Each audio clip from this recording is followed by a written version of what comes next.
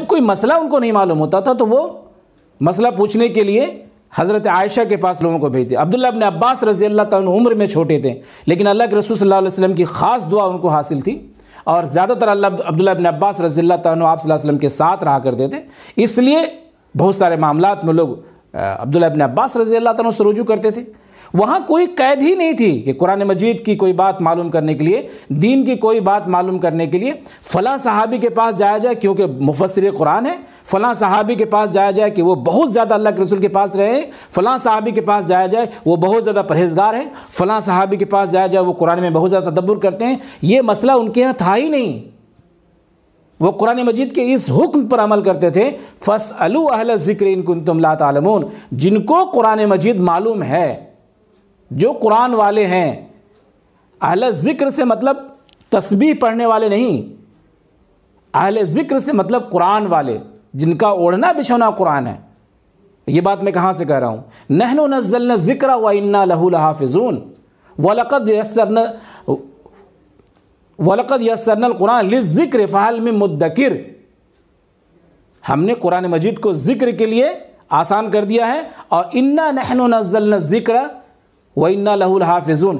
अगर इन आयात को आप मिला करके देखेंगे तो ज़िक्र से मुराद कुरान मजीद, अहले ज़िक्र से मुराद जिनका कुरान मजीद ओढ़ना बिछौना हो।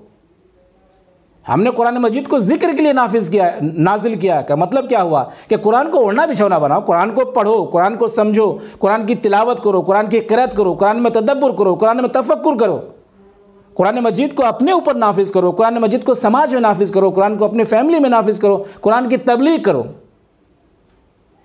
देखिए अल्लाह के रसूल सल्लल्लाहु अलैहि वसल्लम ने एक हदीस में बयान फरमाया, बुखारी शरीफ की हदीस है, हदीस नंबर 3461।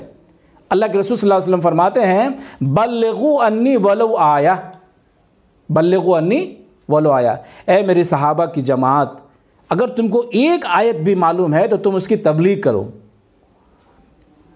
उस आयत को उन लोगों तक पहुंचाओ जहां तक कि कुरान मजीद नहीं पहुंच पाया, कुरान मजीद की तालीमात नहीं पहुंच पाई है, अल्लाह की तालीमात नहीं पहुंच पाई। अब मुझे बताइए कि एक आयत भी अगर किसी आदमी को मालूम है तो उसकी तबलीग करना, तबलीग कब करेगा आदमी? तबलीग कब करेगा? जब वो कुरान मजीद को समझेगा, कुरान मजीद को समझेगा। इसका मतलब ये हुआ कि कुरान मजीद समझना हर मुसलमान के लिए लाजिम है। हर मुसलमान के लाजिम इसलिए है कि हर सहाबा के लिए सहाबी के लिए कुरान मजीद का समझना लाजिम था। हर सहाबी कुरान मजीद से जुड़े हुए थे, हर सहाबी कुरान मजीद के बारे में वाकफियत रखते थे, चाहे उनके पास एक आयत हो, चाहे उनके पास 10 आयतें हो या 10 सूरतें हो या उनके पूरा कुरान मजीद याद हो।